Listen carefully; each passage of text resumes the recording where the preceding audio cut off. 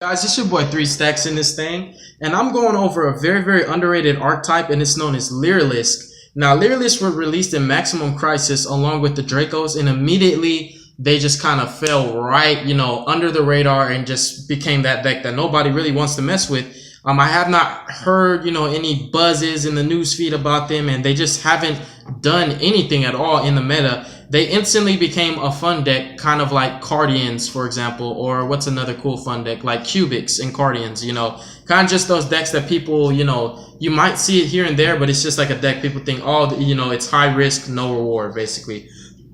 I think that they're wrong, and I honestly love this deck so much. I love these kind of decks. I really love sleeper decks. You guys all know this about me by now. My favorite kind of decks are actually sleeper decks. Ironic enough, my favorite summoning mechanic is actually Ritual. I love Rituals. I feel that not only is it a mental challenge to make a bad deck good, but in addition to that, it allows you to stand out as a player because you're able to play just as well as other people, but without, the top-notch, best, high-quality deck that just came out, and you're blowing $800 on that, where you could spend, 20 bucks and just put your heart and soul into a deck and really make it great. And that's just my opinion. I've always said this, it's not the deck, it's the person that builds it, and it's very much true. So I feel that Lyrulisc are such a devastating archetype, especially when you're able to summon your independent Nightingale the proper way. This chick is only going to be getting dealt with by a kaiju. There are actually ways where you can summon her with 5,500 attack,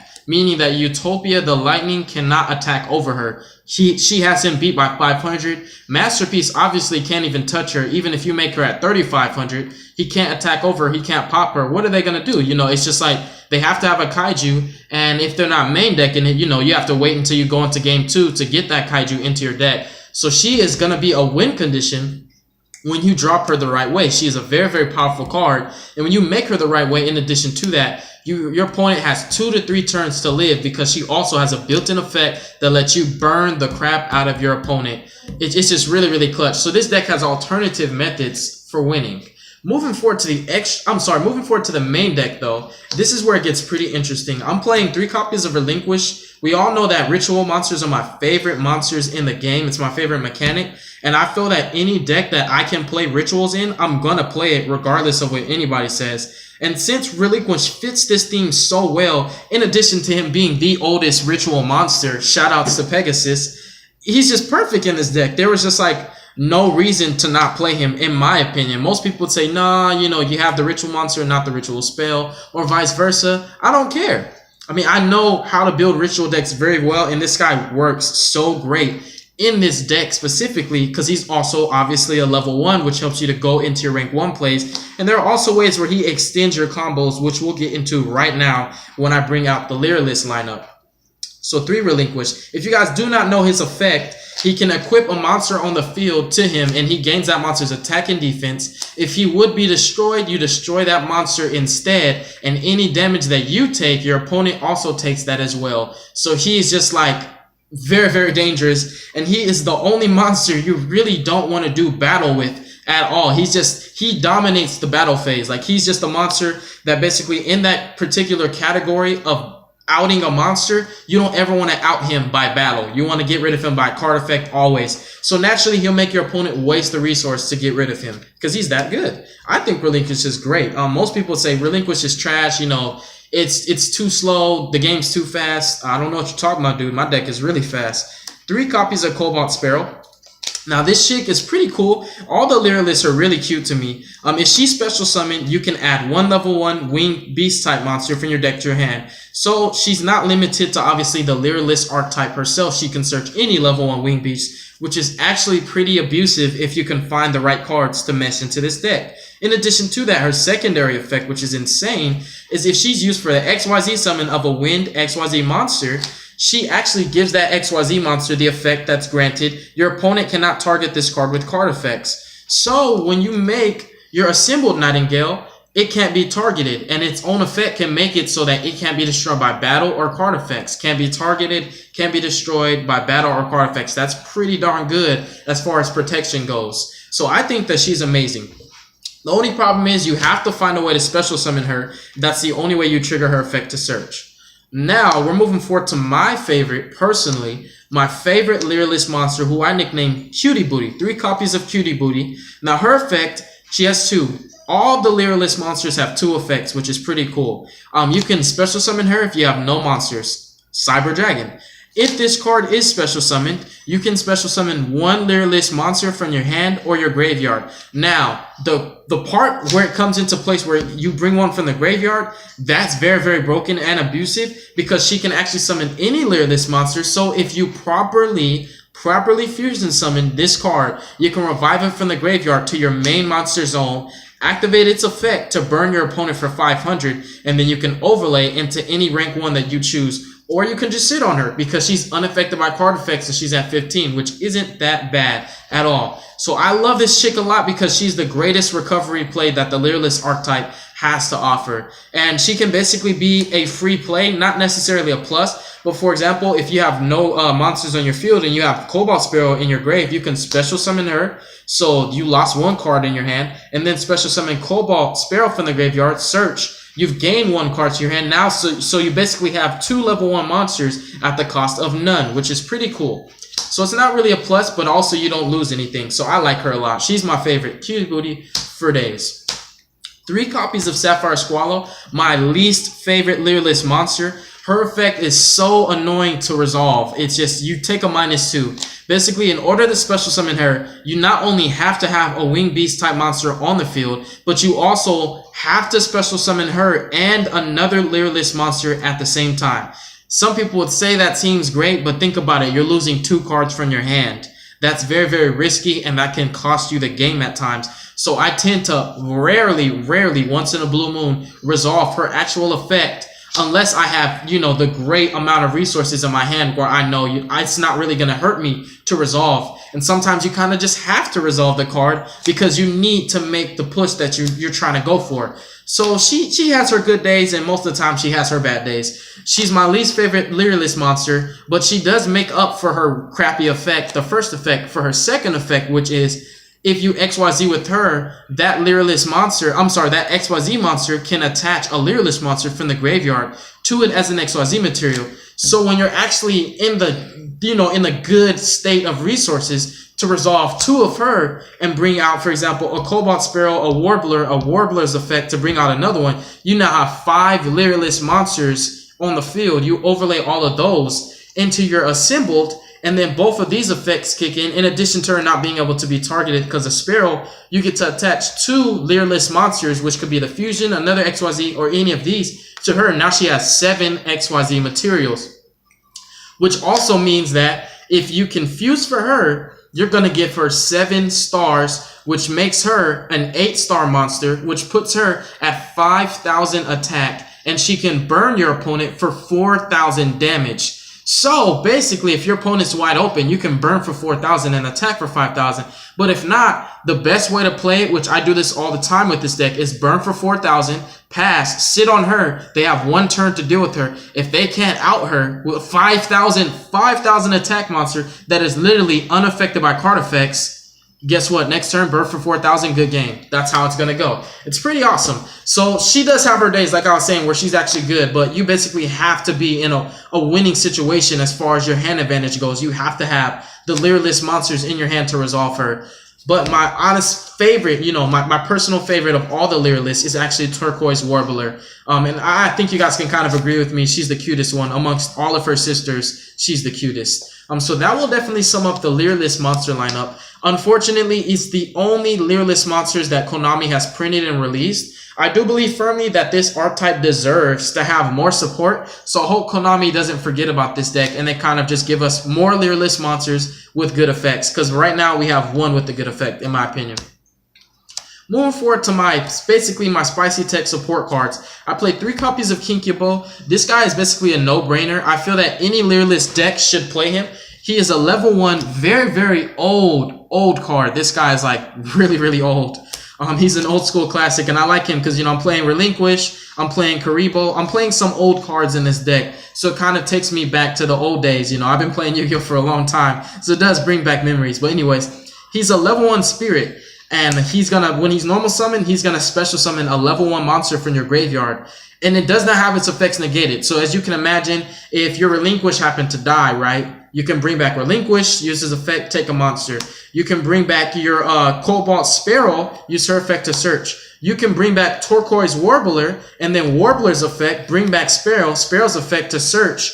Now, not only has Yugioh paid for himself because this one card got replaced with the card that you search off of Sparrow, and not only do you have 2 Lyrulisc monsters in on your field now, but during the end phase, he goes back to your hand, so now you've got an instant +1. So it's cool. The deck has combos where you can actually plus, but it has to be a combo.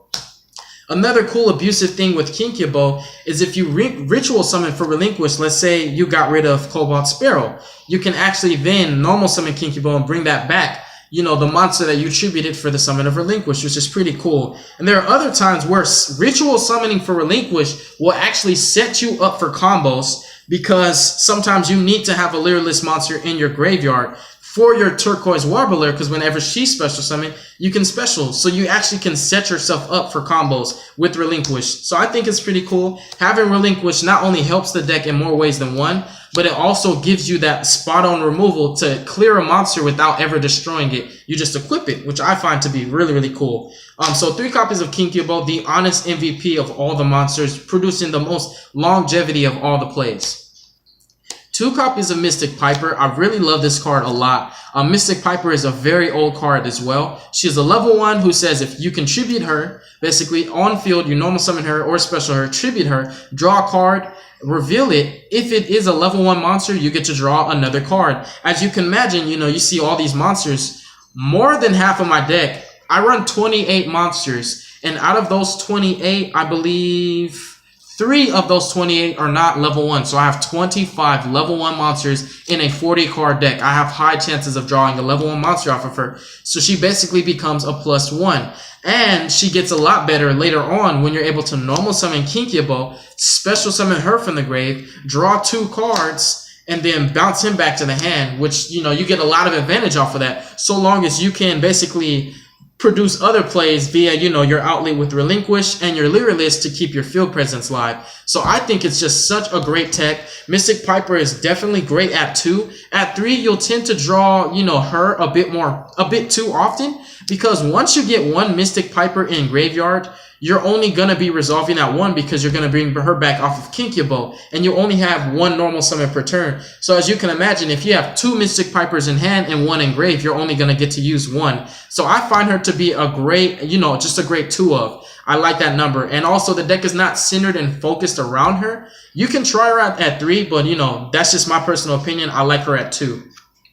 This is another old card that I really like, and I'm glad that I get to play him in a deck where he can actually shine. I used to play this guy in my Synchron deck. I played Synchrons back in the 5D era when X-Sabers and Blackwings and Ice Sabers, dude, I mean, just, it was crazy. Like, the best decks were Synchro decks, you feel me? And I played this guy in my Synchron deck. I had a Synchron deck that was based upon Stardust Dragon, and I played Big One Warrior because he was just always one of my favorite cards, and he helped me with my synchro summons because he could actually discard a monster like Doppel Warrior to the graveyard, special him, then I would normal summon Junk Synchron, bring back Doppel Warrior, which was pretty cool. And you just synchro for Junk and then get Junk at like 33. It's a very, very old combo. If you guys have played Yu-Gi-Oh for a little while, you know what I'm talking about. But he shines in this deck because not only does he discard a Lyrulisc that you need in your graveyard or a Mystic Piper, for example, for your Yugioh to be live, but he special summons himself, which gives you a free level 1 for your rank 1 play. So I like him. He acts as an overextender a lot of the times. Now, this next category of monsters is just all going to be called stalling.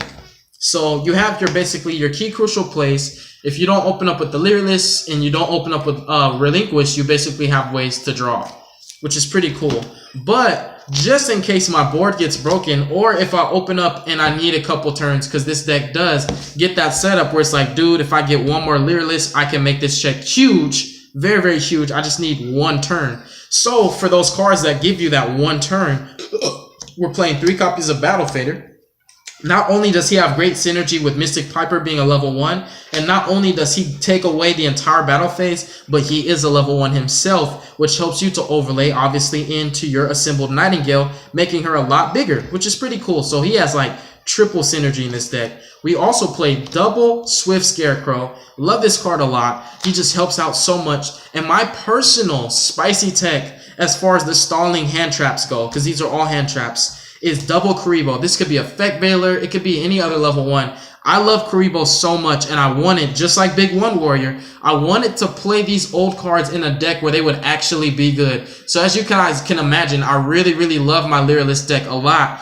In addition to it being such a great deck in my opinion, but because I'm able to run some really old cards that I've always had love for and actually abuse them in this deck, and now they're good. You know, Karibo is good enough in this deck because it's a level 1. In addition to that, it's good synergy with Mystic Piper, and it also can protect you. It's really cool. I just love Karibo so much, and I'm glad that I can play her in a deck that can actually do some damage in the meta.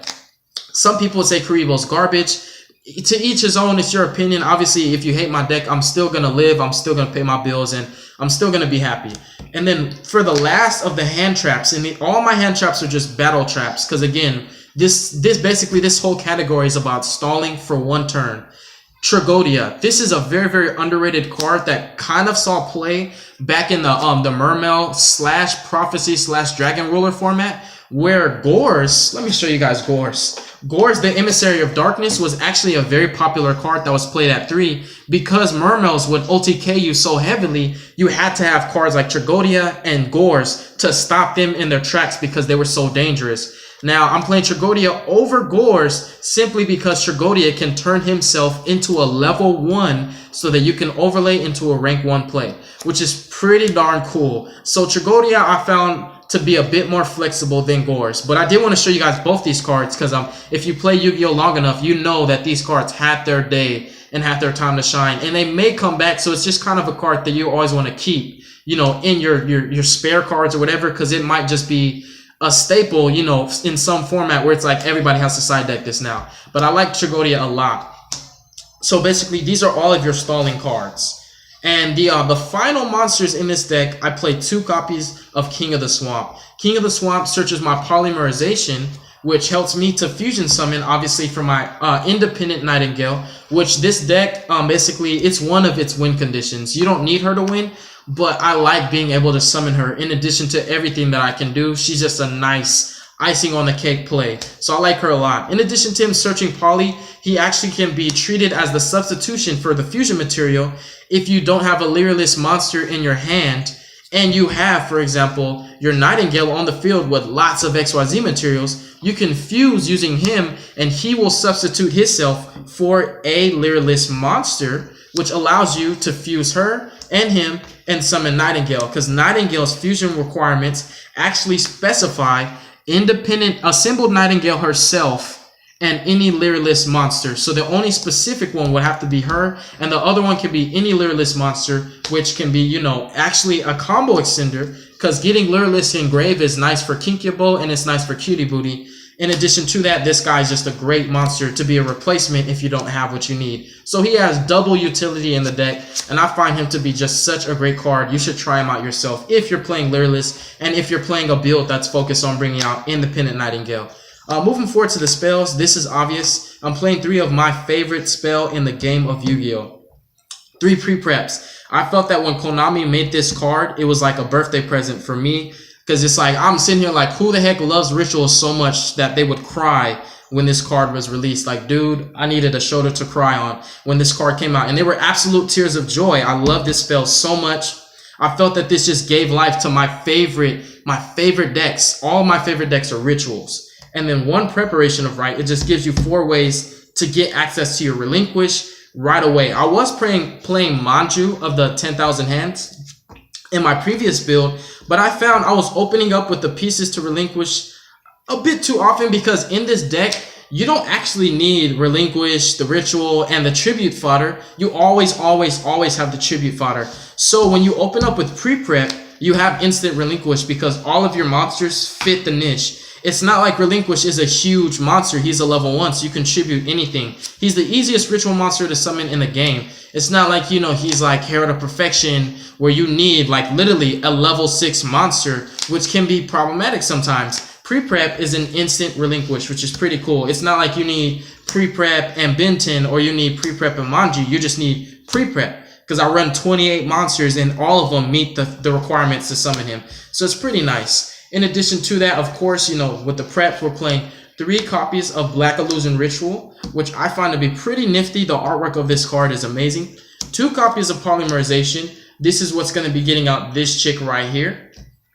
2 copies of Instant Ramen. Instant Ramen can summon her and she won't die because she is unaffected by card effects, or it can summon Thousand Eyes Restrict, which I find him to be not only great because he's a level 1, because he's a free summon, but also because I'm running Relinquished in this deck. So it kind of was just like a euphoric thing where I'm like, dude, I'm running Relinquished and I'm running his full powered form. This is Relinquished in his full capacity. And if you've watched Yu-Gi-Oh, you know, when you're a little kid, you saw Pegasus summon Relinquished, and after Relinquished was no good, he fusion summoned, fusing Relinquished and Thousand Eyes Idol, and made this bad boy right here, which is Relinquished on steroids. Insane.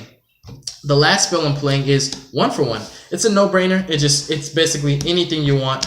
For the most part, I go for Mystic Piper if I haven't seen her yet. So this is your 3rd copy of Mystic Piper, realistically. But if you already have her, you can just see anything. You can see Turquoise Warbler. Warbler kicks in when she's special summoned, then you can special from grave. So this can be a really, really great combo piece, depending on what you summon. And moving forward to the extra deck, which is where all the spice that you didn't see will kick in if this deck wasn't spicy enough. We're playing 3 copies of Independent Nightingale, my favorite boss monster up to date that's not a ritual. My favorite boss monsters are all rituals, but my favorite boss monster that is not a ritual is not Masterpiece. It's not Apocryphy for its towers. It's not, what's her name? What's the card? I know what it is. Oh yeah, Crimson Nova, the Cubic Lord. It's neither of those. It's her herself. She kind of, and not even Great Magnus. Super Quantum Great Magnus is a great card, but she is just so powerful because most of the monsters that are unaffected by card effects kind of can't push past 4,000 attack. So basically, you know, they can still be beat over in a term and sense. This chick can get to insane heights. I have actually made her at 6,000 attack, which is insane because she burns for 5,000.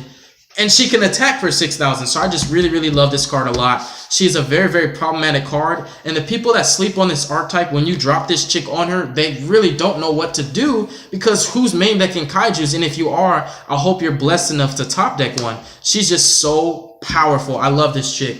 And 1,000 Eyes Restrict, which is pretty amazing.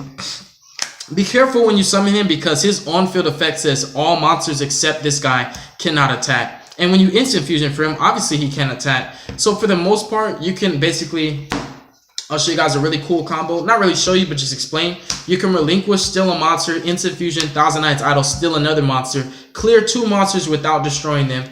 This guy dies. Or you can overlay both of these into your Nightingale, which is a pretty cool combo. I've done it a couple times, but not like a lot. But yeah, these are my 4 fusions. And the only rank 1 that I'm making to go for game pushes is actually a symbol Nightingale herself. Now, if you're able to do the combo that I explained, where you go double Sapphire Squallow, you're going to make this chick at 7 XYZ materials. Now, I'm going to explain her effect. Her effect, the first part says she gains 200 attack for each XYZ material that she has. So if she has 7 XYZ materials, she's at 1,400 attack. Now, she can attack directly up to the number of materials she has. So if she has 7 XYZ materials and 1,400 attack, she's attacking for game. If she has 6 XYZ materials and she has 1,200 attack, she's attacking for game. Because think of it, you have, no, I could be wrong. 1,200 times 6, let's see if I can do math. That would be 6,000 and then 200 times 6. That would be 7,200. My bad, I'm sorry. It would be 7,200. It would not be game. I take that back. So she's pretty devastating though, as you can imagine. If you make her with 5 materials, she's at 1,000. She can attack 1,000 5 times. That's 5,000 life points. And it also says because she can attack directly, you have 1 turn to live. And if you can't get rid of her without trying to destroy her, she's going to stay because she protects herself from being destroyed by battle or card effects. And the most clutch part about this card is that you don't take any damage, which means no burn effects from Trick Stars, no chain burn. She has a lot of effects. I explained to you, you know, the effect where she gains attack, where she can attack directly up to the number of XYZ materials she has, which basically makes it so, you know, your opponent has 2 turns to live really one turn to live, because the turn you make her, you can attack for 5,000, and if they can't deal with her next turn, you're attacking for 5,000 again. You try to mirror force, she can make herself unaffected by being destroyed, which is pretty cool. And then she has the other effect where she can make it to where all of your Lyrulisc monsters, including her, can't be destroyed by battle or card effects, and you take no damage. Battle, effect damage, it doesn't matter. So she's insane. She can put a lot of pressure as far as OTK pressure, and she can also be the greatest staller ever. So I love this card a lot, and sometimes you're going to be using her to make independent. So the Nightingales are like the only monsters that I'm going for. Now I tend to actually thin through my extra deck very, very fast because I summon these a lot. Like within 2 turns, I'll have all of these gone and 2 of these gone and have 1 of these left. And there have been games where literally in 2 turns, I've gotten rid of all of these, and all I have left is Thousand Eyes Restrict. The reason why I'm just showing it this way is because the next portion of my extra deck is really, really cool. So this is some spice right here. I decided to contribute the secondary half of my extra deck to Number Archive himself. Now, the reason why he works so well in this deck, as I just explained, you summon the assembled Nightingale and the Independent so much that you burn through them from your extra deck. So if you haven't killed your opponent by then, you can kill your opponent with Number Archive. Now I'm playing 1 copy of Number Archive. In addition to the Number Archive, we have all of the targets I have for him. We have 2 7 Sins. I only own 2. I would definitely be playing 3 because 7 Sins is such an amazing card. We have 2 Pain Gainers. You cannot overlay 7 Sins on top of Pain Gainer the same turn that you do your Number Archive, but if Pain Gainer lives, you can 7 Sins on top of that. In addition to the 2 Pain Gainers and 7 Sins, we have 2 copies of Number 81 Super Dreadnought, the Ultimate Dora. So basically, she is my secondary Independent Nightingale because she comes out as a 4,000 wall and she's unaffected by card effects as well. So as you guys can imagine, part of my playstyle is making invincible monsters, which is pretty cool. So that's why I'm playing 2 of her. And the final spicy tech that I'm playing for Number Archive is Number 37 Hope Warven Dragon Spider Shark. Now his actual effect is pretty cool. He can make a monster lose attack.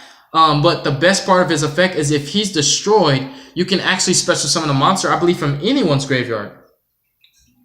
No, I'm sorry, it's just from my graveyard. But basically, if this guy's destroyed, you can target 1 other monster in your graveyard and special summon that. So he is a monster reborn, which I find to be very, very clutch because he brings back some very, very important cards for me, which helps me to continue going on with my game state. So that will definitely sum up the extra deck. And what I might do in the future is play 2 Number Archives so I can resolve it more than once. Because I do have, as you can see, so many targets. And you literally can only summon 1 of these. And I'm playing 2 of these because I want my opponent to pick these. But also you want to play, if you're playing Number Archive, you want to play obviously a lot of numbers. Because it's a gamble. Your opponent selects a random card from your extra deck. And when you resolve Number Archive, obviously these are going to be out of the picture. So all your opponent has to choose from is numbers. So the worst one he could give you is Spider Shark, but even this is great.